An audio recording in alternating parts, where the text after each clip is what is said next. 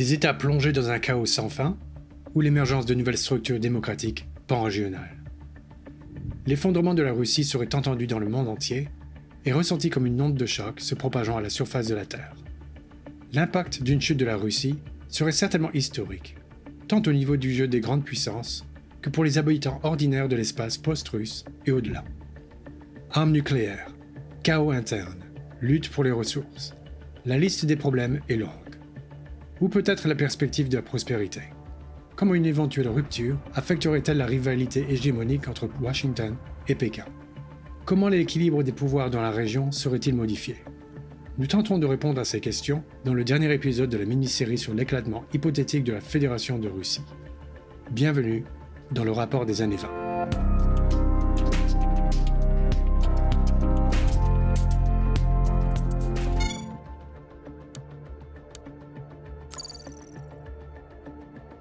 Dans les deux épisodes précédents, nous avons exposé les raisons pour lesquelles un effondrement hypothétique de la Fédération de Russie est possible et ne doit pas être sous-évalué, ainsi que le modèle de causalité qui pourrait conduire à un tel effondrement compte tenu des conditions actuelles au sein de la Fédération de Russie. L'issue de ces événements est la pièce finale et la plus importante de l'ensemble du puzzle.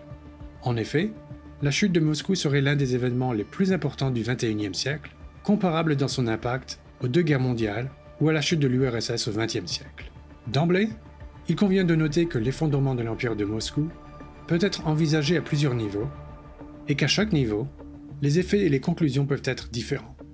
De quel niveau s'agit-il? Les deux suivants semblent être les plus importants. Dans le cas du temps, avec un horizon à court terme et à long terme. Dans le cas des personnes, au niveau de l'État ou du supra-État et au niveau de l'individu. Cela dit, les prévisions à court terme sont les plus claires. Elles sont en même temps les plus inquiétantes, car l'effondrement potentiel, probablement rapide, de la Fédération de Russie aurait la perspective d'être une grande boîte de Pandore.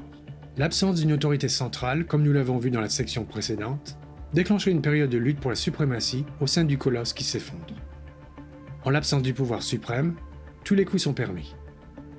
En premier lieu, il y aurait des tentatives pour s'emparer des équipements militaires post-russes.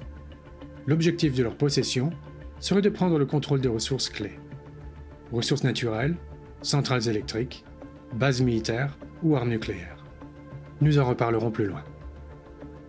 Cela conduit tout naturellement à des conflits et des guerres entre centres d'influence rivaux, nations ou nouvelles élites. L'émergence de groupes paramilitaires et de milices dans lesquels les vétérans de la guerre en Ukraine joueraient un rôle clé est presque certaine. Ces groupes existent déjà, comme l'illustre groupe Wagner.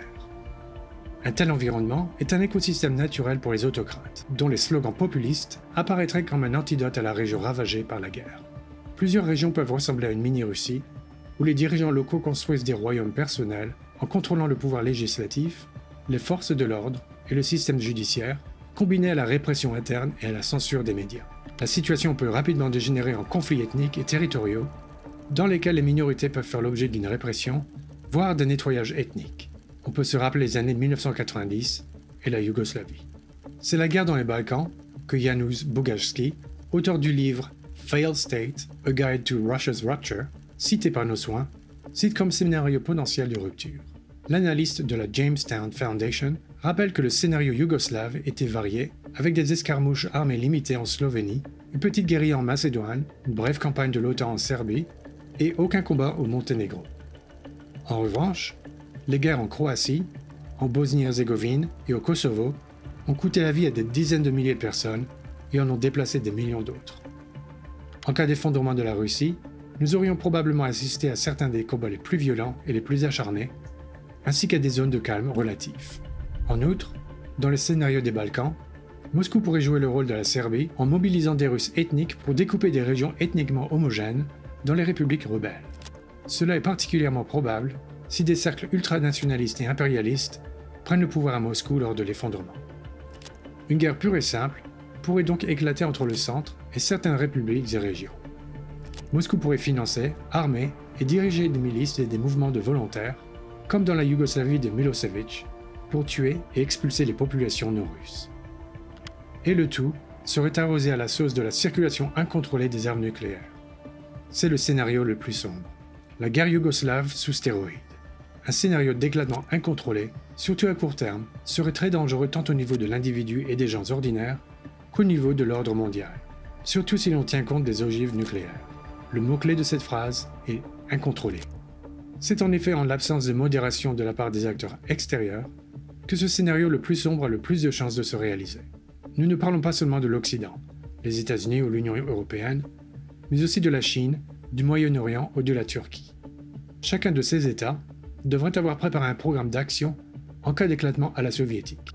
D'un point de vue géopolitique, la perspective de l'effondrement de la Fédération de Russie n'est sans doute pas souhaitée par la plupart des grands acteurs internationaux. L'effondrement de la Russie présente tout simplement une série d'incertitudes dangereuses. Il n'est certainement pas souhaité par les décideurs politiques de Pékin, qui perdraient un allié clé dans la lutte contre l'ordre mondial dirigé par les États-Unis. L'approvisionnement en ressources énergétiques, crucial, de l'économie chinoise serait également menacé. La perspective d'un tel événement serait également perçue de manière controversée à Washington. Une période de chaos incontrôlé à la suite de l'ouverture de la boîte de Pandore russe est un scénario négatif sans équivoque. En premier lieu, bien sûr, à cause de la prolifération incontrôlée des armes nucléaires, mais pas seulement. Ce n'est pas un hasard si George H.W. Bush a mis en garde contre l'indépendance des Ukrainiens au moment de l'effondrement des Soviétiques. Hypothétiquement, cela pourrait être l'une des raisons du contrôle rigide de l'aide militaire américaine à l'Ukraine dans la guerre actuelle. La raison la plus évidente est l'absence de désir d'escalade et d'entraînement dans une guerre directe. Néanmoins, la stratégie américaine peut également être motivée par une réticence à frapper trop durement les structures de la Fédération de Russie afin qu'elles ne s'effondrent pas complètement. Cela dit, il convient de noter que l'éclatement hypothétique de la Russie tend à être indépendant des interventions internes et externes. En d'autres termes, il pourrait se produire en dépit des mesures collectives prises par le noyau dur, Moscou, ou même d'actions extérieures, Chine ou même États-Unis. Personne, y compris les Américains, n'a cherché directement à démanteler l'URSS, et pourtant, le colosse s'est effondré. Cela signifie deux choses. Premièrement, un tel scénario ne peut être exclu à 100%, même s'il est peu probable. Deuxièmement, il est possible de s'y préparer. En fait, il est dans l'intérêt du monde entier, ou du moins de ses principaux acteurs internationaux, de se préparer méticuleusement à un tel événement. Bien sûr, chacun de ces acteurs a ses propres intérêts, qu'il poursuivrait à cette occasion, mais il y a néanmoins des intérêts convergents, indépendamment des divisions. La première et la plus flagrante est la question des armes nucléaires. C'est ce qui rendrait la chute de la Russie observable, avec inquiétude, même dans les îles Salomon. La prolifération incontrôlée est la dernière chose dont l'humanité a besoin à ce stade. Et il existe ici une convergence d'intérêts entre les États-Unis, la Chine et les autres pays. Néanmoins, un certain nombre de facteurs correctifs sont en jeu. Comme nous l'avons déjà mentionné, le contrôle des armes nucléaires sera l'objectif de nombreux groupes luttant pour le pouvoir pendant la période initiale de chaos. La raison n'en serait pas nécessairement le désir de les utiliser, car, en tant que ressources militaires, les ogives nucléaires ne sont pas très pratiques ou faciles à utiliser. Néanmoins, leur possession serait considérée comme la ressource échangeable la plus importante. Il est important de se rappeler que les nouveaux États qui émergeraient d'une fédération de Russie dissoute seraient très vulnérables. Ils lutteront pour la reconnaissance internationale, mais celle-ci ne sera pas du tout évidente. Le voisinage sera très dangereux, tout comme la situation interne. Les dirigeants des nouvelles entités chercheront rapidement des appuis à l'étranger et solliciteront l'aide de divers centres de pouvoir. Mais ils ne seront pas toujours écoutés, surtout s'il existe de nombreuses factions rivales. Néanmoins, s'ils apportent des informations sous le contrôle des ogives nucléaires, les décideurs mondiaux seront tout oui. Dans une telle situation, l'accord le plus légitime et le plus avantageux pour les deux parties serait la démilitarisation nucléaire, en échange d'une reconnaissance internationale, principalement la Chine, les États-Unis ou l'Union européenne, ainsi que de contrats commerciaux et d'accords interétatiques. Une telle solution aurait un double effet stabilisateur. Non seulement il n'y aurait pas de prolifération nucléaire, mais la situation interne du nouvel État serait relativement vite apaisée par la conclusion de nouveaux accords commerciaux et les nouvelles autorités gagneraient en légitimité au niveau international. L'intention ou la renégociation des accords d'exportation de pétrole ou de gaz vers la Chine, ou l'importation de produits de l'Union et des États-Unis à des conditions avantageuses en sont des exemples. Bien entendu, des garanties de sécurité peuvent également être données, mais elles risquent de ne pas avoir suffisamment de poids. La raison en est que les accords précédents n'ont pas été respectés. Avec l'effondrement de l'URSS, près de 30 000 ogives se sont retrouvés dans les 4 nouveaux États: la Biélorussie, le Kazakhstan, la Russie et l'Ukraine. En vertu du mémorandum de Budapest, l'Ukraine a cédé toutes ses ogives à la Fédération de Russie en échange de garanties selon lesquelles les parties à l'accord respecteraient sa souveraineté et son intégrité territoriale. Cependant, 20 ans plus tard, Kiev a été attaqué par le signataire du mémorandum, la Fédération de Russie. D'abord localement, puis 8 ans plus tard, déjà à grande échelle. Cette monnaie d'échange entre les mains des puissances nucléaires actuelles serait donc affaiblie par l'événement, surtout si les différents acteurs devaient céder leurs propres ogives au nouvel État moscovite, comme il l'avait fait 30 ans plus tôt. Le fait est qu'une dénucléarisation complète de la région serait probablement impossible. Le potentiel économique et social de Moscou serait fortement réduit, mais l'État resterait très probablement une puissance nucléaire. Cependant, le contrôle et le traitement de la question de la prolifération nucléaire ne constituent qu'une partie du travail à accomplir dans un tel cas. Il ne s'agit en aucun cas d'intervenir militairement, mais de surveiller la situation, de suivre les élites émergentes et de les aider à contrôler la situation sur le terrain. La question devient toutefois plus complexe, car différents États voudront jouer le jeu et orienter les nouvelles élites dans une direction conforme à leurs intérêts et à leurs valeurs. L'UE et les États-Unis peuvent soutenir des nouveaux dirigeants de leur démarche démocratique en les aidant à créer de nouvelles institutions. La Chine préférerait des États clientélistes avec un centre de pouvoir unipersonnel dont elle pourrait rapidement dépendre et qu'elle pourrait contrôler. Inévitablement, une période de chaos est plus propice à cette dernière option. Toutefois, il semblerait qu'il soit dans l'intérêt des deux centres rivaux de soutenir les initiatives interrégionales, les confédérations, etc. De telles structures stabiliseraient la région et augmenteraient les chances d'une évolution positive à long terme, ce qui est l'objectif de chacun des grands acteurs. En cas d'éclatement de la Russie, des questions se poseraient naturellement sur l'intervention militaire chinoise dans l'extrême-orient russe et en Sibérie, dans le but d'étendre la zone de vie chinoise et de s'assurer le contrôle des ressources clés. Bien qu'un tel événement ne puisse être exclu, il est peu probable pour deux raisons. Premièrement, une telle action obligerait très probablement les Américains à intervenir militairement et conduirait finalement à une guerre mondiale. Deuxièmement, la Chine reste un pays immense, largement inhabité, dont la population pourrait être 3 fois moins importante dans 100 ans. L'argument de la zone habitable n'a donc pas lieu d'être. Les ressources naturelles, en revanche, peuvent être sécurisées dans des conditions identiques ou meilleures, comme ce fut le cas avec la Fédération de Russie. L'objectif de Pékin serait donc de soumettre autant que possible les nouvelles élites, à l'instar de la stratégie chinoise en Afrique, surtout celle de l'Extrême-Orient et de l'Alsibérie. Pour les Chinois et les Américains, la question la plus importante serait celle des armes nucléaires. Mais si elle pouvait être résolue, l'objectif prioritaire de Washington serait d'éviter que de nouvelles créations post-russes ne tombent dans la sphère d'influence totale de Pékin, d'autant plus que, géographiquement, une grande partie des régions sibériennes est plus proche des États-Unis et du Canada que de la Chine. C'est une observation peu intuitive, compte tenu des projections traditionnelles des cartes, mais ce serait la nouvelle réalité pour le Kamtchatka, la Tchoukotka, ou même les ports septentrionaux de la Yakoutie. Les ports de Seattle, Vancouver ou Anchorage seraient essentiels pour les Américains et les Canadiens dans une telle situation. L'Europe serait confrontée à un problème différent. Les troubles internes déclencheraient une avalanche de migration, dont la destination serait inévitablement le vieux continent, à savoir les pays d'Europe occidentale, la France, l'Allemagne ou les Pays-Bas. Dans la mesure où cela conduirait des troubles ethniques, Bruxelles, compte tenu de ses faibles perspectives démographiques, ouvrirait probablement ses frontières aux nouveaux arrivants de l'Est. D'autre part, l'Union, en tant que puissance bureaucratique, aurait une tâche essentielle en matière d'assistance administrative et de création de nouvelles institutions, ce qui constituerait l'une des tâches les plus importantes en matière de construction de l'État dans les pays de l'après-Russie. En ce qui concerne les pays individuels, il ne fait aucun doute que toute une série de pays du bloc post-soviétique, les États baltes, la République tchèque, la Pologne, l'Ukraine ou même la Finlande, accueilleraient avec soulagement la division de la Russie. Cela signifierait très probablement une réduction ou une disparition complète de la menace de l'Est, qui pèse sur la région depuis des siècles. En outre, l'expérience de ces États en matière de réforme constituerait un modèle pour les nouvelles républiques et une source d'inspiration pour les lendemains meilleurs pour les populations.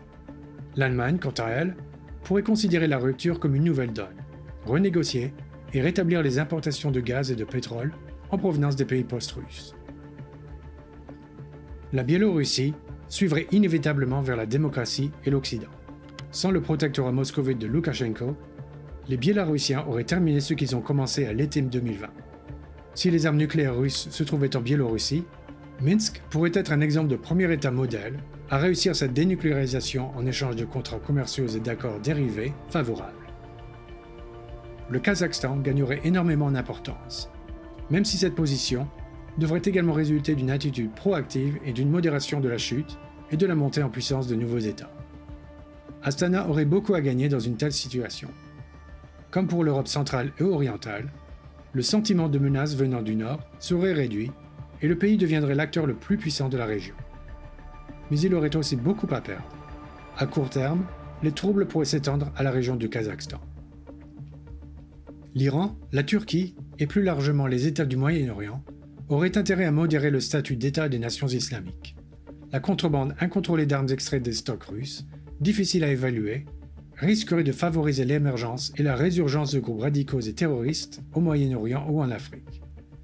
Bien entendu, il y aurait bien d'autres répercussions régionales et mondiales, mais il ne s'agit là que d'une partie sélective. Dans l'introduction, nous avons parlé de plusieurs niveaux d'analyse de l'événement. Sur cette chaîne, nous cherchons naturellement à avoir une vision plus large du sujet, mais il ne faut pas oublier qu'il y a derrière ces événements des dizaines de millions de personnes qui en seraient très directement affectées. Dans le cas du scénario le plus sombre, décrit au début, les perspectives pour les habitants seraient bien pires que la situation actuelle. Nombre d'entre eux se retrouveraient dans une région plongée dans la guerre et l'anarchie, ou, dans le meilleur des cas, dans une situation de chômage élevé et de manque de moyens de subsistance. Toutefois, si l'éclatement de la Russie avait été un phénomène scrupuleusement modéré par les principaux acteurs internationaux, si les élites émergentes n'avaient pas basculé dans l'autocratie et le despotisme, et si les nouveaux États avaient un potentiel économique et humain suffisant pour survivre en tant qu'entité indépendante, les perspectives de vie des habitants de ces territoires seraient bien meilleures que dans l'actuelle Fédération de Russie. La décentralisation, en elle-même, conduirait à une meilleure gestion des ressources disponibles. Ces ressources serviraient désormais la région en question, plutôt qu'un groupe étroit de parties prenantes au centre de l'Empire. Bien entendu, il n'est pas exclu qu'un tel arrangement négatif continue à fonctionner, mais à plus petite échelle. Comme c'est généralement le cas, le potentiel de changement serait mieux exploité dans certaines régions et moins bien dans d'autres. Dans cette situation, les comparaisons avec l'effondrement de l'Union soviétique sont inévitables. Les pays européens qui ont émergé de l'effondrement de l'Union soviétique et qui, par la suite, ne sont pas restés dans la sphère d'influence étroite de Moscou, ont enregistré la plus forte croissance économique et de richesse au monde au cours des 30 dernières années. Bien sûr, la proximité de l'Europe occidentale a joué un rôle important, mais ce n'est pas la seule raison. Une meilleure utilisation de leurs propres ressources, en les orientant vers leurs propres besoins, et le changement de système social ont libéré un potentiel qui avait été scrupuleusement réprimé auparavant. L'exemple de la Biélorussie et de l'Estonie illustre bien cette relation. La Biélorussie est géographiquement plus proche de l'Europe occidentale que de l'Estonie, mais les indicateurs économiques et la qualité de vie parlent d'eux-mêmes. Sont moins bien portés après l'éclatement, en partie pour des raisons géographiques et en partie parce qu'ils sont restés dans la sphère d'influence du centre inefficace qu'était Moscou. Dans le cas d'un nouvel éclatement, beaucoup dépendra de la question de savoir si Moscou conserve un contrôle indirect sur les territoires perdus ou si les nouveaux pays suivent leur propre voie. Dans ce dernier cas, de nouveaux États hypothétiques tels que la République de Sibérie, la République de l'Oural ou la République d'Extrême-Orient ont la possibilité de répéter le succès des républiques baltes et, à plus long terme, compte tenu de leur potentiel territorial, de le surpasser. À terme, elles ont la possibilité de devenir de grandes économies avec une population croissante. En effet, le travail dans l'extraction et le traitement des ressources naturelles précieuses sera un moteur économique de migration pour de nombreuses personnes, ainsi que pour les entreprises. Les routes commerciales telles que le Corridor Nord ou la route Arctique peuvent servir d'artère commerciale d'approvisionnement pour l'Asie de l'Est, l'Europe et les États-Unis. La troisième désintégration, après l'effondrement de la Russie tsariste en 1917 et de la Russie soviétique en 1991, d'un État centralisé autour de Moscou, comporterait de grands risques. Prolifération d'armes nucléaires, guerres et troubles au sein de l'Empire qui s'effondrent, et leur débordement sur le continent eurasien et même en Afrique. En principe, il s'agit d'un événement incontrôlable qui pourrait se produire malgré les contre-mesures prises à l'extérieur. Il est donc nécessaire de s'y préparer dès aujourd'hui, tandis que les nouvelles élites potentielles doivent compter sur des soutiens pour les aider à contenir la situation dans le moment de chaos qui s'ensuivrait inévitablement. Dans le cas d'une modération réussie et d'une rupture pacifique, même du type de la dissolution de l'Union soviétique, les nouveaux États et leurs habitants auraient la possibilité de commencer leur propre chemin vers une vie meilleure. Ainsi, le projet impérial et colonisateur des tsars de Moscou, qui a duré des siècles, prendrait fin, et les nations et les peuples, qui n'ont pas eu l'occasion de le faire au cours des quelques centaines d'années passées, commenceraient à écrire leur propre histoire. Nous avons souvent utilisé le travail de Janusz Bugajski pour développer cette série. Un accès gratuit à son dernier livre Failed State, A Guide to Russia's Rupture est disponible dans la description.